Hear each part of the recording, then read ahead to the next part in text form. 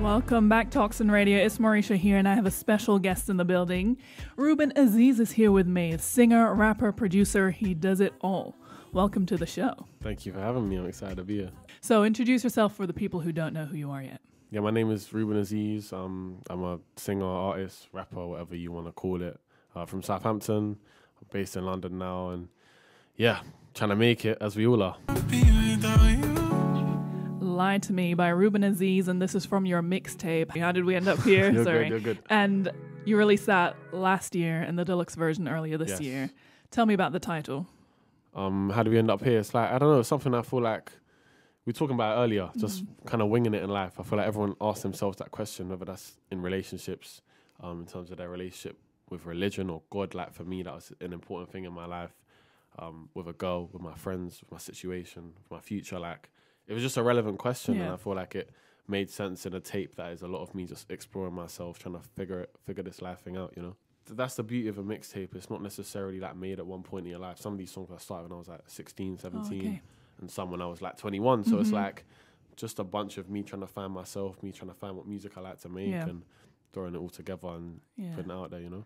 Okay, and you said some songs were from when you were 16. Do you see like a change between then and now? Yeah, 100%. I think I've always been someone who likes to like not like put myself in a box genre-wise. So I think they make sense together. I kind of made it make sense together. But yeah, 100%. Yeah, because they do make sense together. When you listen to the whole project, you can't tell that some are from years ago, 5 years ago. You can't tell at all because they all, like, it sounds very cohesive. Well, I'm glad you think so. It took a lot of like refining to get to that stage, you know. But yeah, I'm glad it comes across like that. Did you just write them like time ago, or did you also just make the whole song? Like for most of the songs, there was like a finished song there, but I went back and just kind of tweaked everything to kind of make it feel a bit more cohesive.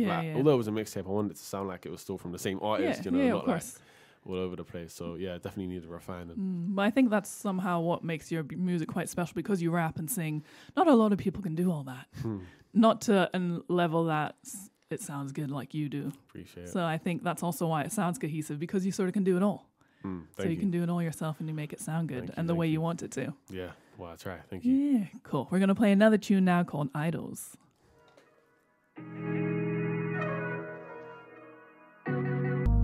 Go for me. Where do I go from? Idols by Reuben Aziz. And who are your idols? Oh, good question. Probably like Michael Jackson, Pharrell, Kanye, Frank Ocean. Ooh, I think I have a lot, to be honest. I keep going. I love music. Yeah, those are some good names there. Yeah, 100%. What does it mean being an idol to you? What does inspiration mean to you?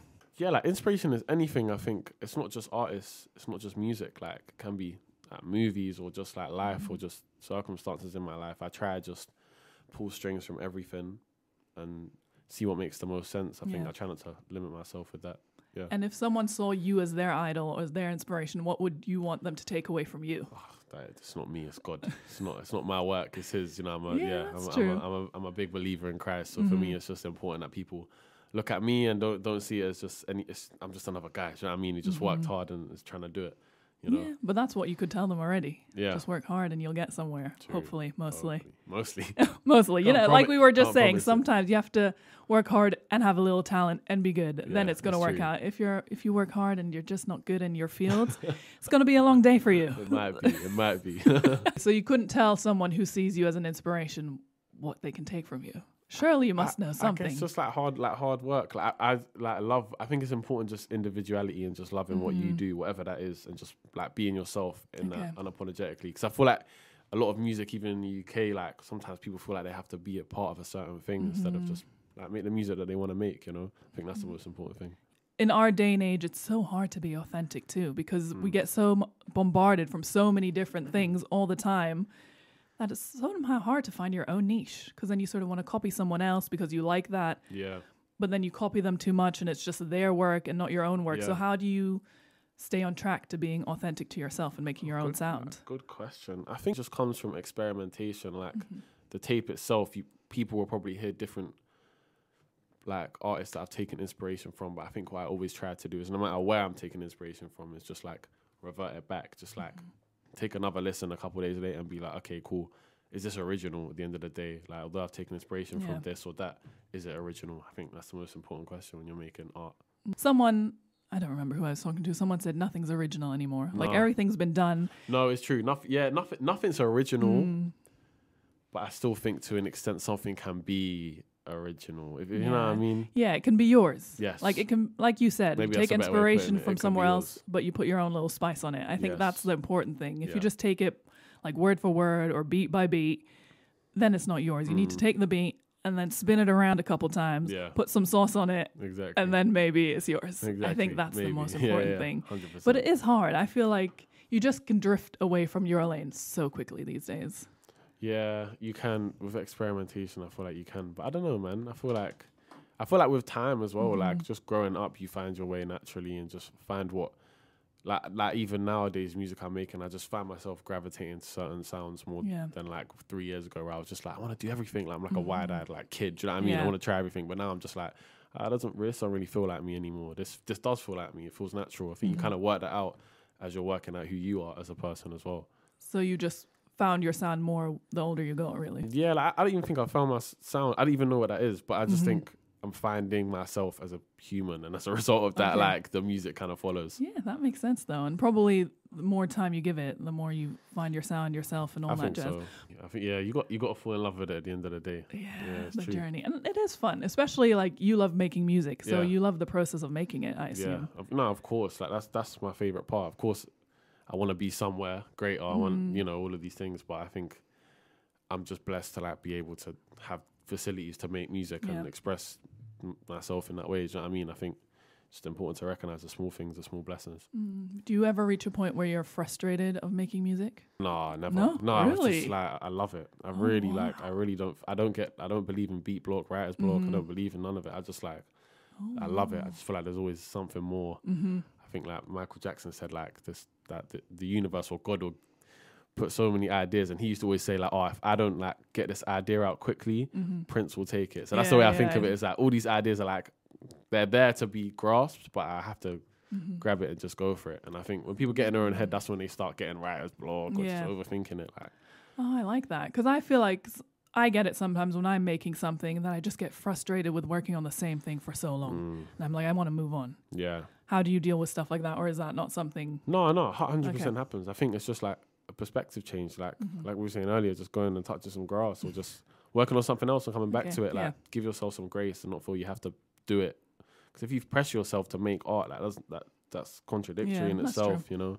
So like, just go with what you feel. It makes sense. That's what I need to do. I'm always like just stubborn. I'm like, I need to finish this no, now. I'm like that too. I'm like, don't get twisted. I'm like, I can't take a break it's now 1 because a.m. then I don't know what's going on literally, anymore. 1 'Cause a.m. sometimes when no you take sleep. exactly when you take a break and you come back a day later or 2 days later, I'm like, where was I? Yeah, What was I doing? it's true. And then I feel like it's so much more work to get back in the mindset of where I was then than just to continue on the day that I'm doing That's it. one way of thinking of it, though. It's true. But it's not good. Like you said, it's important to take breaks, Yeah. I think. And I think you're right with that. Like, I don't think my version is the version to go just be like, I need to finish by any means Yeah. necessary. I don't think that's the The way. thing is, I used to do like loads, and I just found myself like, I'll finish something at like 2 a.m. Like I'll tell myself, you're not sleeping until you finish the song or whatever, and you finish it, and the next day you play it, and it's like, it just feels a bit rushed. It just feels a bit like it feels like you were tired making this, or it feels like you were trying to get it done. And if it feels like that, then what's the listener? They're not going to get the best thing out of you, you know. True. Especially with something like that, you can hear if you're tired. Yeah. I'm assuming. I didn't know, but Exactly. maybe that's also Probably. a good vibe, you know. Maybe it depends You on know, the we like song. the bedroom voices Yeah, nowadays, it's the true. whisper voices. So It's maybe it's true. not a bad Billie thing. Eilish, yeah, it's true. Exactly. Okay, next tune is Wake Up.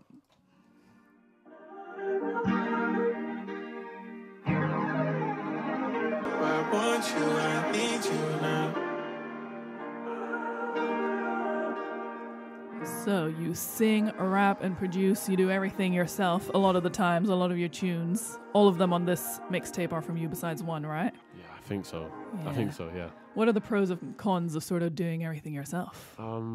Pros are just like just not having to rely on anyone. Like I've always found growing up, like relying on people is difficult in the music industry, especially when you're like coming up, like no one knows who you are, what you're trying to do. So I think you got to like work to earn people's respect so that they want to work with you. And I think once I got to a point where producers wanted to work with me, that's maybe where I saw the more cons of just always like being in my room working by myself. Because when I would get in with a new producer, I'd be like, yo, this is great. Like, I would have never thought of this. So I think that's a con, is just sometimes you can get in your own head a bit too much. Yeah. So I think balance is key. Like I'm really trying to work it out. Sometimes I will stay in my room and just work for like a week straight. And sometimes I'll chill out and not produce for a while and just work with different people, see what I can create. I think like having that balance is important for me. Yeah, I think collaboration, like in any space, not just music, is so important because you might have a great idea, or I might have a great idea, but then sometimes if I just bounce the idea off my sister, she gives me a little input. I'm like, oh yes, Yeah, like just little tweaks. Like it doesn't even need to be like a big shift or a big change,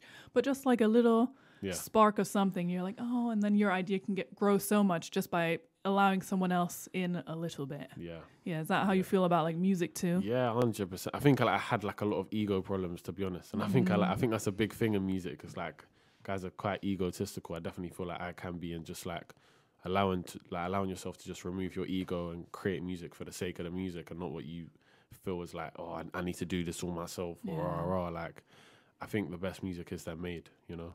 Yeah, and it's also, I'm assuming it's quite hard to let go of control, because as soon as you let someone in, your sound might not be your sound anymore. And especially if you're used to doing everything yourself, from singing, rapping, producing, then all of a sudden letting go of like the producing bit, like, yes, it might still be good, but it's still a lack of you then to a certain extent. I think, I had to like wrap my head around it a bit and just think like, I don't know, just come to terms with it. It's not actually that deep. Like no one really cares. I care too much about that stuff because I love music. But like, to the listener, if they hear a good song, they hear a good song. It doesn't matter. True. There's 10 producers or just me, you know? Yeah, that's true.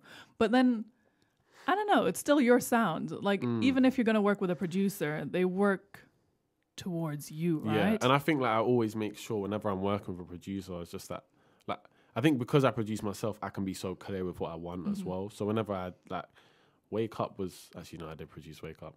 Magic, for example, Magic. Like, what did I not do?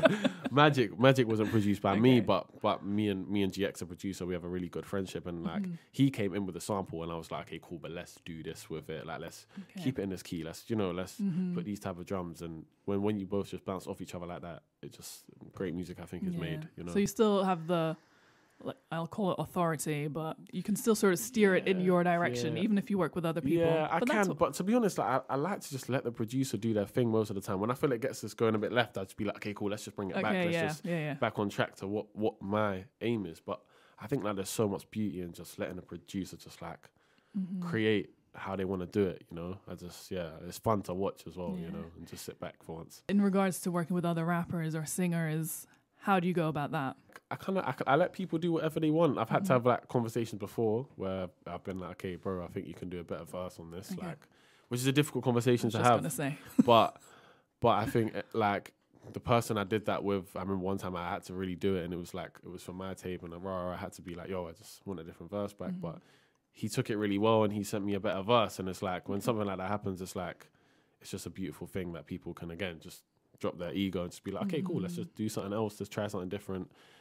Obviously, it's good that I had a nice response, but I guess that's not always the case all the time. But I would hope that I would be the same if someone asked me to do something different. I remember I did a interlude for Prof's new tape recently, and he was like, oh, this is the song, I want you to do an outro on the song, but I just want it to be you and your guitar.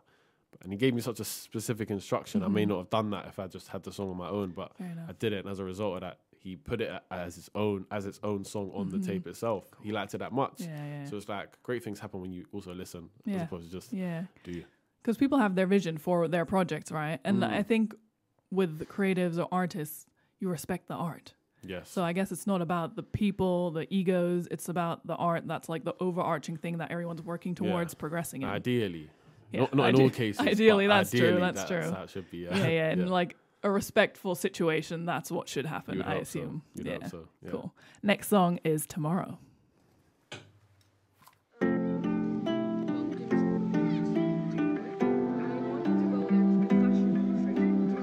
So how do you think people's listening habits have changed in the past couple years? Yeah, like we were saying, I think just because of things like TikTok and, I don't know, something about my generation and like the newer generations, I feel like people don't care to maybe listen through whole albums anymore, which I don't think is necessarily a bad thing, but I just think it's different and it's changing. And I think as artists, we have to adapt to maybe people liking to not sit and listen for that long. Does that make sense? Yeah, it does. But I think it's a shame that people don't have the time or take the time to listen to full albums, because there's a reason that artists put out a whole project. You want people to listen it from back to front, front to back, that way. Yeah. And like feel the processes that you were thinking, that you were going through when you were making this project. And if you just sort of pick and choose bits and bobs, it's not the same feeling that can be like portrayed onto the listeners. Yeah. I guess you have to evoke that same kind of experience through visuals nowadays, through, I don't know, whether it's like a smaller project, like a couple songs on the back of the main single or whatever, the cover art, like all of these things. I feel like we're way more visual when it comes to music than we were. So I feel like there's other ways you can maybe create that experience for people. I'm just thinking out loud. I don't know. No, of course. That's what we're here for. Yeah, it is difficult though. I don't like it. I wish it was just make albums and I probably prefer that, but I feel like people don't want to indulge in music like we used to, especially because it's not a physical thing we buy. You know, back in the day, we had CDs. We listened to the full CD. We were excited to buy a CD. Yeah. I remember when I bought my first CD, it was like the biggest deal. I was like, this is so cool.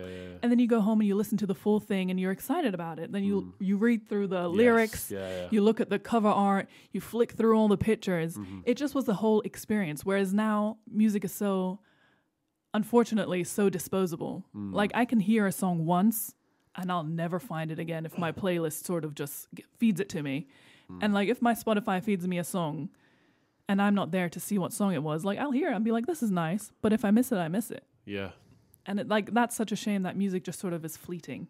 Yeah. And even like that vinyls, like you weren't allowed to skip songs. Like you had to. It was very tricky. Or if you were, it's difficult. I got a vinyl player at home and I'm trying to like, this is crazy. Yeah. But yeah, it's just like nowadays you can judge a song off the first like 5 seconds and be like, I hate this. Like I hate him as an artist because of these first 3 seconds. Like it is what it is, but it's just like you got I don't know, you have to really make people like want to listen to you. And the same thing goes for TikTok, where a lot of artists promote their music now. Do you make an like effort to make the first couple seconds of your songs more interesting to hook people in? No, I just make sure I choose what I think is gonna connect the most on TikTok. So it doesn't have to be the start of the song. If it's just like the pre-chorus and it's just like, okay, the first 3 seconds of this are pretty cool. I like the lyrics, so they could connect. I try it. Yeah. But no, TikTok's just great. It's a whole other universe. Place. It's good though. It's good. Like it's I think it's a blessing. Yeah. But it just has its pros and cons like everything else. Do you enjoy making content for TikTok? Yeah, I can enjoy it. Sometimes I enjoy it. Sometimes I don't enjoy it. I think like you got, like we were talking earlier, you got to learn to love it. Like if this is what's gonna, make or break you as an artist, you better just work hard and make it work. Like, and I think I'm just trying to like embrace anything that can like account to me getting further in my career. Because at the end of the day, if you're just like one of them guys, I can't use TikTok, I think you're just being stuck up and you think you're better than everyone else, and that's not true. Because even like artists who have been established are now resorting to use TikTok, like big artists are resorting to use TikTok, and it's like, who are you to say that you're not going to use it because you're too good for it, No, and you have to. I think you literally have to use social media nowadays. There's no way around it. Unless you're like, Beyonce. But even she will use it. You know what I mean? Even Billie Eilish is on TikTok. Like, you see these really big artists. You have to sort of utilize it because that's marketing now. Back in the day, you had different sources of marketing, but now TikTok is what you need to be on to make it work. Yeah. It's very simple. And even labels pay people. Like, it's a whole industry. 100%. It's a whole little world of its own. Yeah. If it's good or bad, that's a different thing. But it's literally a whole marketing machine at this point. It is. It's crazy. Yeah. Anyway, the question I had for this actual little link was how faith in God has helped you sort of to find yourself and your music. It's everything to me, to be honest. Like, just it keeps me focused. It keeps me calm. I think like the music industry is just like so uphill, downhill, and you can easily like get in your head about things as a upcoming artist or whatever you want to call it. And I just think like it's my Bible, God, it just keeps me mentally stable, focused, and like it keeps me pushing, to be honest. It's very important to me. I like that, and it is important. Guidance. Yeah, I think so. I think everyone needs it. Everyone needs it. Yeah, a lot of people could use it. I don't mean like that, but that's true though. True though. Up next, we have Before.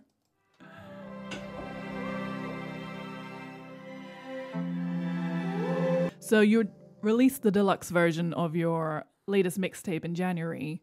Why did you want to release a deluxe version? The main reason was there was a song on there called Stick Around, and we had like interpolation issues. Basically, I interpolated a Frank Ocean song. I didn't even know I did it when I made the song, to be honest. But suddenly, like, someone hit us like, "Oh, get this checked out," or part of our team. We got it checked out, and it just was like so much back and forth, like throughout the release of the tape. We couldn't put it on the tape, but we finally got to the bottom of it. We were like, yeah, let's just do a little deluxe, chuck it on with some more songs. We wanted people to have that. Yeah. And I think I wanted it to be on the project, like, because that's how I created it to be. So. And tell me about the cover art, because the cover art on the original and the deluxe version is different. Yeah. So tell me about, first of all, what does the whole cover art mean to you, and why did you change it for the deluxe version in that way? I just wanted to, I'm not gonna lie, for the deluxe, I just wanted something new. I just kind of wanted it to feel like different to the original. I wanted people to know that when they go on my page that this is something new. But the cover art is just like it's just a representation of like the title itself. Like it's kind of, I find that the mixtape can be like a lot of interpretation for people, like what they make it to be, what is there here in terms of how do we end up here. Yeah. And I think I wanted it to feel like a new kind of world for people to immerse themselves in and draw emotions from and feel related to. And that was kind of the inspiration behind both the cover arts, really. I had two different artists make both of them, one from New York for the first one and the other one South Africa, actually. But yeah, because they're quite similar, like the styles. That's why I thought it would have been the like, same artist to do it. No, it's different artists. I wanted them to feel cohesive, but just be different. I love both of them. To be honest. The style is very similar, but the colors are so different. So I feel like they portray sort of different emotions, because the first one is sort of like light colors, greens and whites and blues, and then the second one is like dark colors. Yeah. So that's why I was wondering if there's an intention behind the color change, like essentially. I think for me the two color changes kind of represents both sides of the mixtape itself, like the rap to the singing, the like positivity in terms of like the outgoing kind of stuff and the more introspective stuff. I wanted it to have like kind of that the diversion, I guess, between both of them. Yeah. Stick Around by Reuben Aziz on Hoxton Radio, and we're going to do some quick fire questions now. I'm going to ask you 10 questions and just answer the first thing that comes to your minds. All right. And don't give it too much thought. Okay, cool. So what was the first album you ever bought? Thriller, Michael Jackson. Nice. What's on repeat right now? Thriller, Michael Jackson. And McGee. Okay. A lot of McGee. Biggest musical red flag?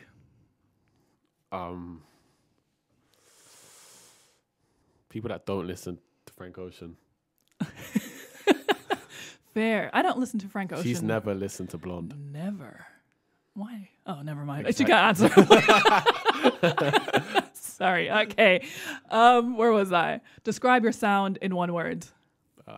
Nostalgic. Let's go nostalgic. I like that. That's a nice word. If you were a color, what color would you be? Blue. Nice. If you could only listen to one genre for the rest of the time, what would it be? R&B.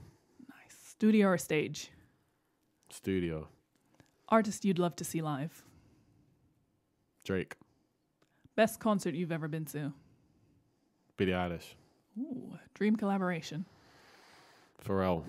Dead or alive? Michael Jackson. I thought so. Yeah. That's why I was like, let me give him the chance to say Michael. Yeah. What do you love about Michael Jackson so much? Oh, like when I was a kid, he's just infatuating. Like it's the dance and the singing, but I think someone that could make music that no matter what age you were, where you are from, he was your favorite artist. I think we've never had that.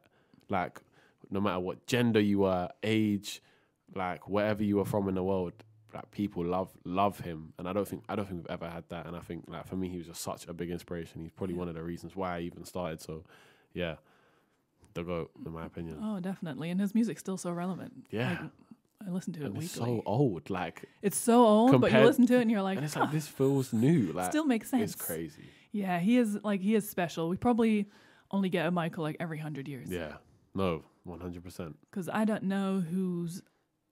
I went to the Beyonce concert with my girl the other day, and she was like, she's this generation's Michael Jackson, and we were arguing about it. So I was like, I don't think you can ever compare anyone to Michael Jackson. However, she is unbelievable live. Yeah, I'll give she's her the closest to him, I'd say. Still not him, but like from the performer point of view, she's definitely the closest to him because she can put on a show. She can sing live amazingly. This woman, I think I talk about her every week for some reason because everyone always brings her up because she is such a big presence in like the entertainment business, music business. but this woman can put on a show like no one's business. And she's not even like, not that she's not young, but in this industry, she's had kids, like she's been around. She's been around. Because I was watching some video on YouTube today about like different kinds of prototypes for artists. Like some are like the performers, some are the dancers, some are the singers. And then she gave examples for each era. And Beyonce was like, from the 2000s till now, she's been a very important person in the music industry. Yeah. And she's sticking around. Like, she's not going anywhere. So she might be like the Michael of this. Yeah, generation. I do prefer Rihanna though. I know it's blasphemy to some people. I think Rihanna is better. In what aspect? Better. I prefer her music. Her music. Yeah. Auntie is just. Really? Oh. Are you one of those people who are like frothing at the mouth that she brings out new music? Yeah, I'm dying. Really? She brings, but I hate it. She did a song on the Smurfs thing. I don't count that as her music. No, that was crazy. Yeah. Everyone was like, "Yay," and we were like, "What?" It's not real. It's not. That's fake. Mad that you think she's. Yeah, I do. I just think she's got more hits in my opinion. Oh wow! I stand really firm on that. We don't need new music from Rihanna. Really? Really you firm. Don't like her? I don't mind her music. Like, she's had some bangers, but first of all, she's not good live. I haven't seen her live. I haven't seen her live, but my sister told me, and I believe my sister. Really? And then also, like, to me, what she's doing now is so much more important than her music ever was. Like, her makeup stuff, like, so many black women feel seen now because they have, like, their shades. Her, like, lingerie stuff is so much bigger than her music was, I feel. Fairs. And even just her fashion, her walking around in her cool outfits, like, that gives me more than her music ever did. True. No, that's crazy. Not a bad take. That's not a bad take. Yeah. That's a madness to me. Like, that, I don't know if I can see the same anymore. That's crazy. But anyway, we're going to wrap this up now. Yes. I've got one more question for you, which is, in 5 years, looking back, what are 3 things you want to have achieved? 5 years, like a MOBO, some sort of like award, like some sort of like real recognition that I've like made a little foot in this industry. How many things? 3. 3. Or 2. Let's do 2 to make your life easier. 2. Like, I guess just like more money, just so I can help out the people around me. So I mean, give back to those who invest in me. Like, yeah. Yeah, that's a good goal to have. So what do you have coming up for this year still? Just a lot more music. Maybe a project. I know we were talking about that earlier, but maybe we'll see. I'm for the project. I'm also for the project. Okay, that's 2 important votes for the project already. We'll see. Fair enough. As long as we get new music, we're happy. Of course, I'll be there. Cool. So where can people follow you, find you? Yeah, Reuben Aziz, literally everywhere. Nice. All socials. Cool. So make sure you follow Reuben Aziz on all socials, that you follow his music, follow his journey, jump on now, that you can be there early on in his journey. And thanks for listening, and thanks for coming on the show. Thank you so much for having me. Appreciate it.